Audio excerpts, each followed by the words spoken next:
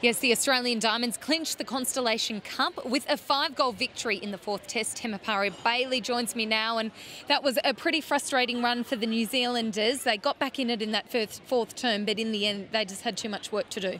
Yeah, they did, and right throughout the game they started really strong, and you look at the stats there, they're pretty similar. However, the turnovers, I think why we'll be disappointed with the amount of turnovers that the Silver Ferns had there. And then unable to convert their good work that they were doing down the court. They had a lot of turnovers in that defence end, which the shooters kind of got hesitant when things started to get a little bit tough. I think the lack of experience in that attacking end showed out there. Nat Medhurst, with her second brilliant game in a row, was the most valuable player. She did a lot of her work up the court. She did do a lot of her work up the court, but I think New Zealand on the first phase off Nat Medhurst set up a great defensive effort. It was what they did when she let the ball go. They just let her run free. They need to stop her from driving into the circle and being that playmaker that she is for the Australian team. What did you make of the Ferns' defence? Obviously so difficult with a player like Bassett conceding a big height advantage. Like I said, the structures were definitely there, and when you're playing up against a player like Bassett, you're going to miss a couple that's going in, and it did happen in the first 2 quarters of the game. However, in that third quarter, I think they started, I'm not sure what it was, but then that Bassett just became more clearer under the post.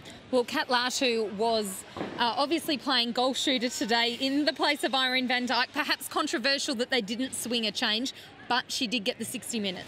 She did get the 60 minutes, and like I said before, it's been a long time since she's been out there on court, and I think she did enjoy it there. In the first quarter, she did get some great ball under the hoop.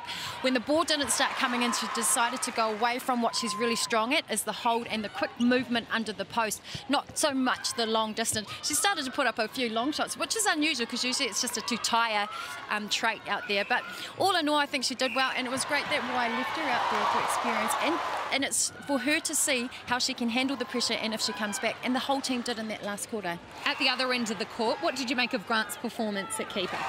She did a great job under Bassett, and like I said, it's really hard to come up against a player that's, I think, a little bit taller, or maybe a lot taller than what she is, to go man on man. So she needed the people on the outside, which I thought worked in patches, but when she did get success is when her and Korpua switched. So Korpua came back, and then Grant went out on the hunt. What strategy do you think they'll take into Canberra? Obviously it's a dead rubber, but there's still so much to be gained mentally and also out there on the court.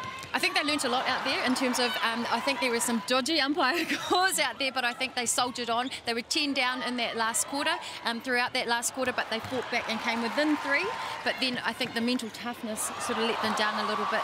A couple of umpire calls, but that experience will come. Still some key players out of this side. How much of a difference will that make come Com Games? Huge amount of difference, and this is a positive for the New Zealand team. Even though they've lost the Constellation Cup, they've given opportunity to new young players like Francois, Catherine Latu coming up against who are the best in the world, the Australians as well. So that's a real positive. You've still got maybe Leota coming back, Millie Lees, Kayla Cullen, and Anna Harrison coming back as well. So that's a lot of firepower that they've got. Okay, let's see if the Silver Ferns can hit back on Sunday at Canberra. It's going to be another tight tussle with the Aussie Diamonds.